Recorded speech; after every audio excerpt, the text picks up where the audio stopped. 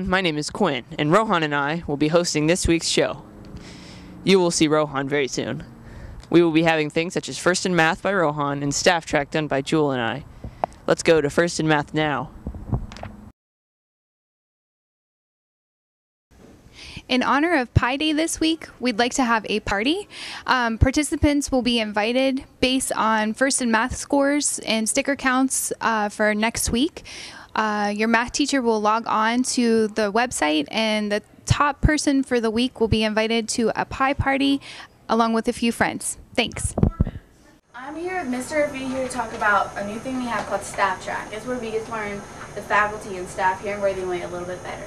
So, Mr. Fee, how did you come up with the idea for a staff feature or track? Well, Mrs. Voice and I were talking the other day about some new things that the news crew could do, and I thought it would be neat for everybody to get to know some of the teachers and faculty and staff, and other than in a classroom. So talk a little bit about personal life and, you know, what they like to do in their spare time and whatnot. Cool. So, what are some things you like to do at home with your free time? Well, I like to do home repairs. I just finished tiling the entire kitchen. I've got a pretty big yard, and I like to get out in the yard and do gardening and take care of our dog. I like dogs. Wow. Okay. So, what was your favorite part about working at Centennial High School? Well, I taught at Centennial High School. That was actually the first coaching job I ever had. And then I taught there for 10 to 12 years after that. The people were great, the kids were great. I coached a multitude of different sports, and just really had a good time. And what's your favorite book you've read? Well, I just finished this book called Inside Out Coaching, and it talks about how coaches can help transform student athletes' lives through being positive and helping them in their personal life, not just in their sports life. And finally, what's the best advice you could give these 8th graders going into high school? You know, their tips and stuff. Be prepared. Do what the teachers ask you to do, and sometimes do it before they even ask you to do it. I know that's hard to do, to stay on track at times, but the more prepared you are, the harder you work, the better your grades are going to be, and as you did say, it helps you in life also. I agree. Back to the anchors. Hey everyone, I'm Rohan, your other anchor. We will also be seeing things such as PSAs done by Cameron, Quinn, and Jules' Healthy Recipe of the Week, and Cameron and Preston doing sports. Okay, today we'll be introducing a new thing called Healthy Recipe of the Week. Today I'm making a healthy chocolate sweetheart parfait. First, what you need is you need vanilla yogurt. You need a cup, and then you need a cup and a half. After that, just to make things a little better, you need 1 teaspoon of chocolate cocoa powder. Then mix it all up till it's a nice light brown color.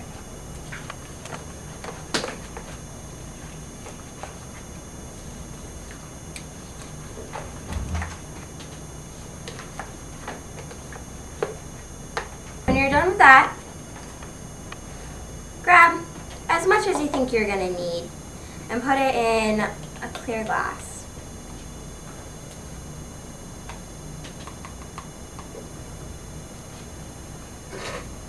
When you're done with that, go ahead and put as many strawberries on it as you would like.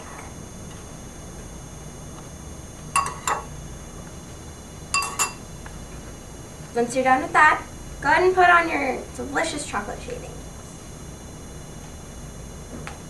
And here's the finished product.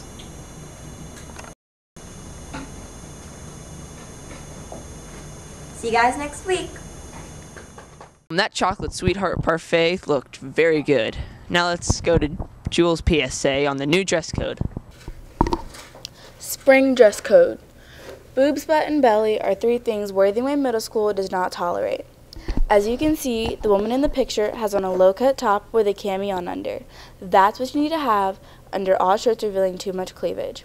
You also need to make sure that the pants you wear to school have no writing on the butt.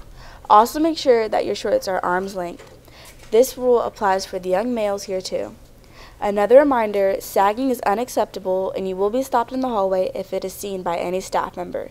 So faculty, please be on the lookout. Not saying you have to wear a belt, but please, pull them up.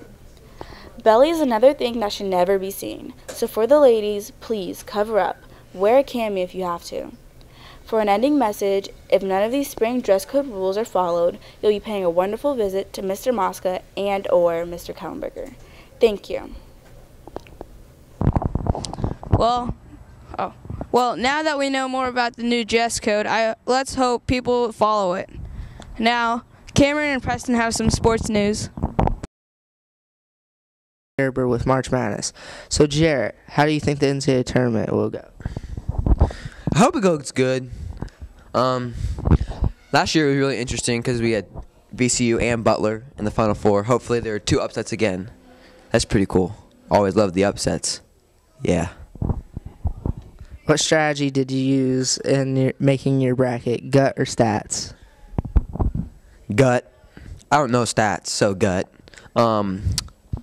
I like picking the upsets, but, you know, sometimes I'm wrong.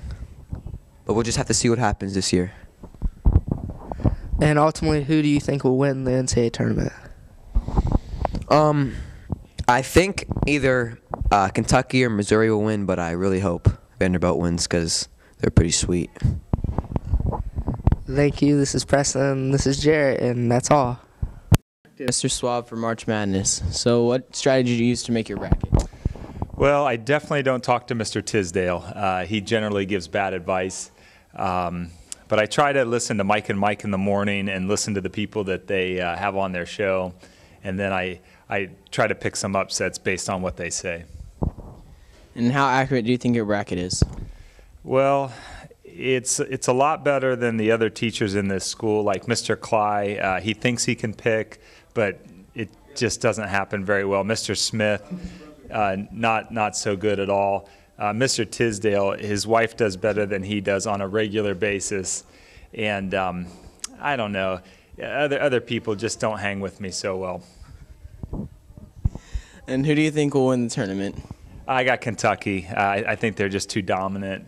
They have all the pieces, offense, defense. Best player in the tournament, too, probably. All right, thank you. That's all.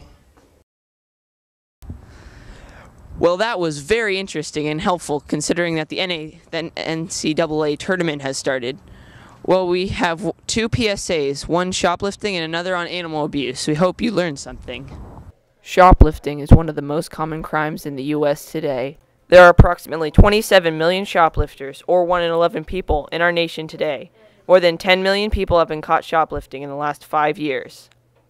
Compulsive shoplifting is a problem that affects millions of people, men and women of all ages and from all walks of life. 97% of shoplifters are non-professionals who steal, not out of criminal intent, financial need, or greed, but as a response to social and personal pressures in their life. More than $13 billion worth of goods are stolen from retailers each day. That's more than $35 million per day. Approximately 25% of shoplifters are kids, and 55% of adult shoplifters say they started shoplifting in their teens. Shoplifting is often not a premeditated crime. About 75% of shoplifters don't plan to steal in advance. Drug addicts who have become addicted to shoplifting describe shoplifting as equally addicting as drugs.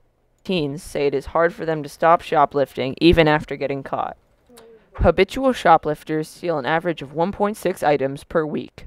If you steal a $45 item, you could be fined up to $500 and it will stay on your record forever and ever and ever and ever.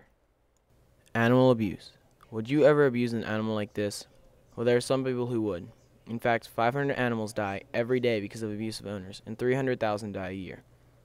You may be thinking, what can I do to help these animals? And although there is no direct way to stop animal cruelty, there are small things you can do to help. Take care of your pets by feeding them regularly and giving them clean water. Donate money to a local animal shelter or humane society. Treat all animals with respect. And spread awareness. The more that people know about this tragedy, the more people will want to help. The most important thing is, if you witness animal abuse, contact an animal care center or humane society right away. It's up to you to stop animal abuse.